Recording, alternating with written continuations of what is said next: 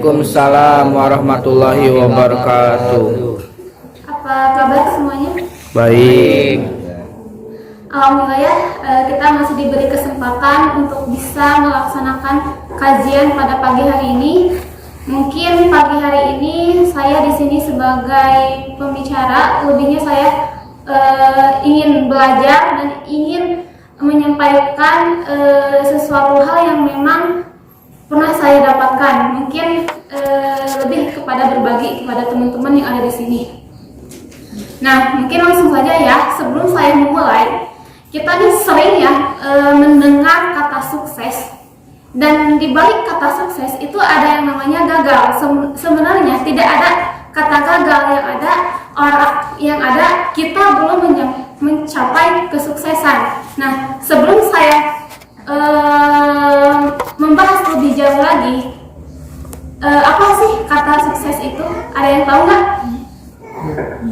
Teman-teman sering nih ketika ditanya siapa di sini yang mau sukses, semua orang pasti bilang saya. Nah, ketika ditanya apa itu sukses, ada yang tahu? Sukses itu orang yang tidak gagal. Misal kalau secara itu, kalau gagal apa orang yang sukses. Nah, sekarang kita bedakan apa perbedaan orang sukses dan orang gagal. Ada yang tahu nggak? Sebenarnya sangat nggak jauh berbeda, kata-katanya sama-sama saja. Yang setelah saya dapatkan, mungkin dari teman-teman bisa mendefinisikan sendiri apa perbedaan orang gagal sama orang sukses. Kalau saya sendiri, orang sukses yaitu orang yang berhenti mencari alasan, sedangkan orang yang gagal yaitu orang yang mencari-cari alasan untuk berhenti. Nah, berarti kata-kata itu nggak jauh beda ya. Berarti perbedaan orang sukses sama orang gagal itu berada apakah orang sukses itu berhenti untuk mencari alasan, di mana ketika dia melaksanakan atau disuruh untuk melakukan sesuatu dia selalu bilang oh iya siap. Berbeda dengan orang yang gagal, ketika diberikan sesuatu beban dia mengatakan aku nggak mungkin, aku nggak sanggup seperti itu. Berarti udah, itu berarti mental orang gagal. Nah, selanjutnya kita sering ya sudah membuat proposal kan, sudah membuat tujuan hidup kita ke depannya mau seperti apa, mau jadi apa dan hal sebagainya. Kemudian di dalam prinsip-prinsip itu ternyata ada beberapa prinsip yang harus kita lalui sebelumnya. Misalkan kita sudah membuat proposal, kita ingin menjadi seorang hafiz Quran, kita ingin menjadi pengusaha, maka ada prinsip-prinsip tertentu yang prinsip ini telah saya dapatkan sejak saya masih kuliah waktu itu di semester 1. Yang mungkin teman-teman di sini sangat beruntung, mungkin ini udah familiar lagi, udah tidak udah sangat familiar, udah sangat kalian mungkin telah menemukan prinsip daripada bagaimana sih cara kita menjadikan tujuan hidup kita sesuai dengan targetan kita. Mungkin teman-teman udah bisa udah mendapatkan prinsip ini. Namun saya mengulang saja prinsip ini yang ada, yaitu yang dinamakan prinsip SMART. Ada yang tahu apa itu SMART? Itu adalah sebuah singkatan yang mana ada S, ada M, ada L, ada T. Nah, teman-teman di sini ketika kita mempunyai tujuan hidup, maka gunakanlah prinsip yang 5 ini. Karena prinsip yang 5 ini yang akan mengantarkan teman-teman untuk bisa menjadi seorang mencapai tujuan teman-teman yang lebih oke, membuat tujuan teman-teman bisa lebih bersemangat lagi. Nah, apa yang prinsip-prinsip itu? Yang pertama ada prinsip S. Apa itu S? Yaitu spesifik. Dimana apa itu spesifik? Spesifik itu jelas atau khusus. Jadi tujuan kita itu mau jadi apa tuh harus spesifik. Mau jadi apa? Misal saya ingin menjadi seorang hafiz. Seorang hafiz yang bagaimana? Misalkan saya ingin menjadi pengusaha. Pengusaha apa? Maka di spesifik ini teman-teman harus mencantumkan. Silakan yang punya buku bisa ditulis prinsip ini. Spesifik itu bagaimana? Silakan tuliskan keinginan teman-teman satu misalkan sekarang di buku mau jadi apa, maka spesifikkan menjadi itu. Nah, misalkan saya ingin mendapatkan nilai 80, berarti saya ingin mendapatkan nilai lebih baik. Nah, itu kan udah terbiasa. Lebih baik itu seberapa? Maka dispesifikkan lagi.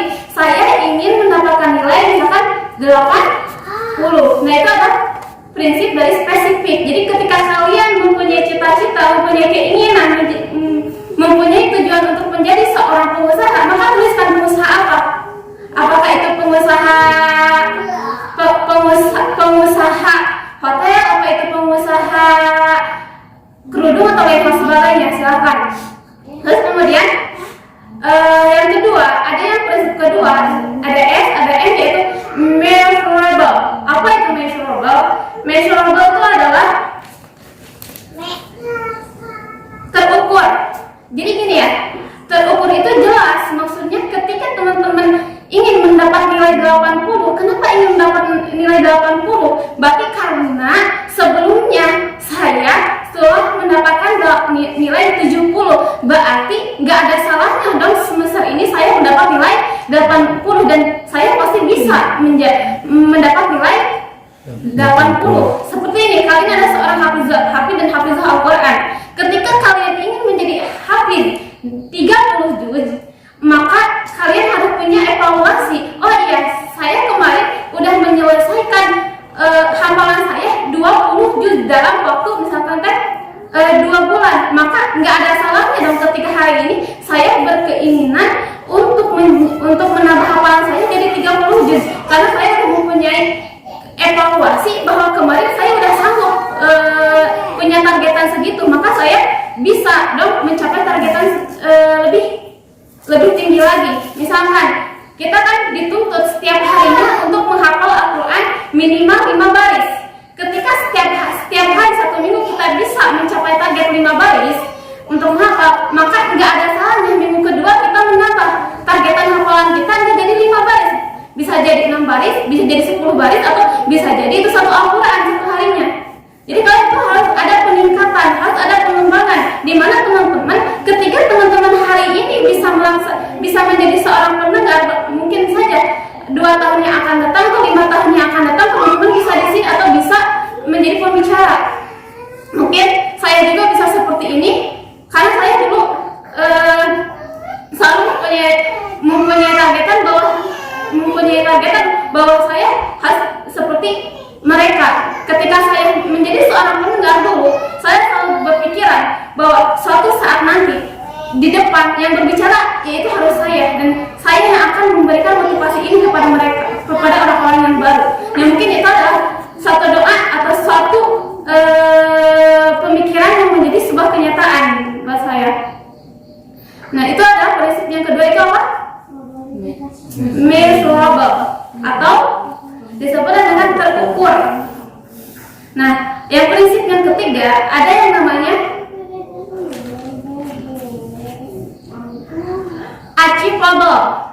achievable atau attainable.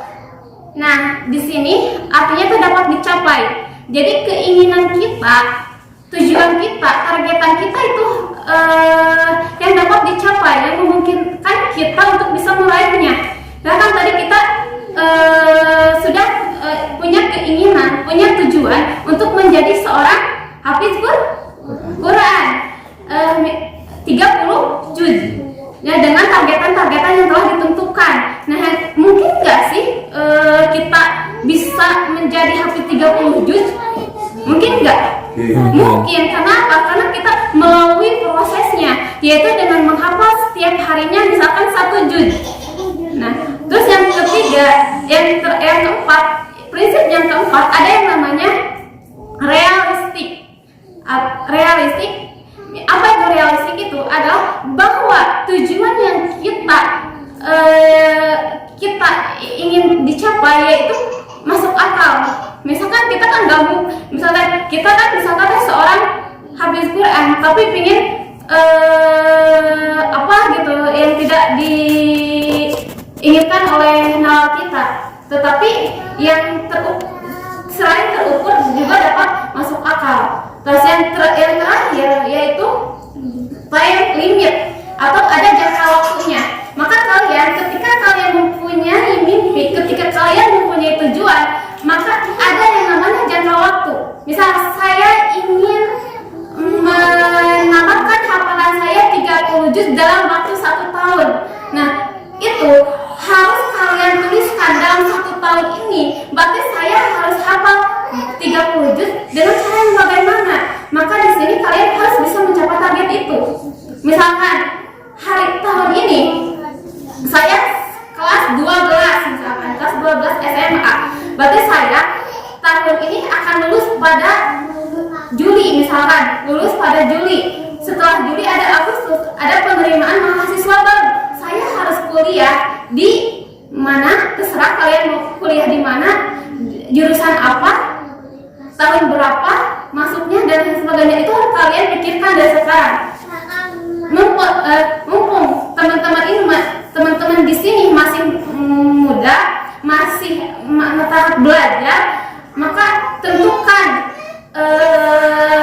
tujuan teman-teman 1 tahun di tahun 2021 ini. Teman-teman itu apa targetan teman-teman? Bisa kan dalam tujuan itu ada targetan pendek, jangka pendek, ada targetan menengah, bukan menengah, cukup lama, menengah, ada targetan jangka panjang. Nah, mungkin buat teman-teman yang ada di sini mungkin lebih kepada spesifikkan tujuan kalian itu untuk saat ini, yaitu tujuan jangka pendek dulu.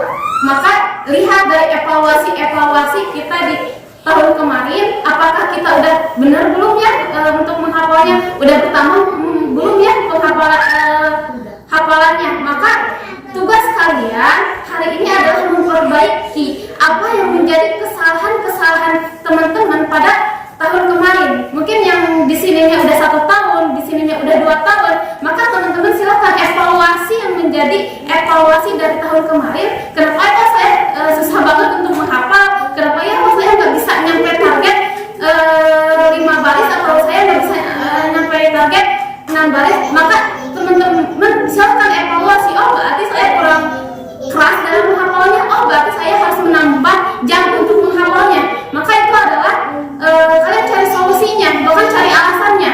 Tadi silakan kalian 2 prinsip tadi, apakah kalian mau jadi orang sukses atau orang gagal?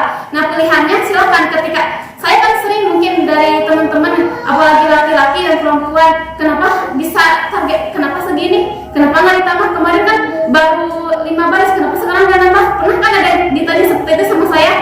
Pernah. Maka tapi lebih baik teman-teman itu punya targetan sendiri, bukan orang lain yang mentarget. Karena kalau diri sendiri yang menarget itu enak ke kitanya. Oh iya ya, saya. Tapi ketika orang lain yang menarget, kita mungkin saya tambah kieu, saya tambahnya orang kudu kieu. Nah, lebih baik kalian siap hari ini untuk membuat goal kalian di 2021 untuk bisa menghafal Al-Quran 30 juz. Siap? Siap nggak? Harus ya. Pokoknya teteh nggak mau tahu. Nanti kita kan hafalan, terus nanti kita skoran. Nanti saya akan tanya satu persatu yang skor targetannya perharinya beberapa. Mungkin saya akan tanya kayak seperti itu. Mungkin ya dari beberapa prinsip itu ada beberapa prinsip yang saya ada 5. Yang pertama spesifik. Yang kedua measurable. 2, 3 achievable. 4 realistik. Yang kelima time limit. Silakan teman-teman itu gunakan untuk pegangan teman-teman ke depannya untuk menentukan tujuan teman-teman. Mungkin teman-teman udah punya proposal sendiri, udah menuliskan apa keinginan menjadi keinginan teman-teman. Nah, silakan dispesifikan kembali, direalisasikan kembali, dan dikasih jangka waktunya kapan. Nah, mungkin ya dari saya dicukupkan sekian. Semoga kita semua bisa mengamalkannya, dan teteh pun sampai sekarang masih mengamalkan 5 prinsip itu, dan mudah-mudahan kita semua bisa mencapai apa yang kita inginkan di dengan prinsip yang akan kita gunakan pada saat ini. Mungkin cukup sekian. Wassalamualaikum warahmatullahi wabarakatuh.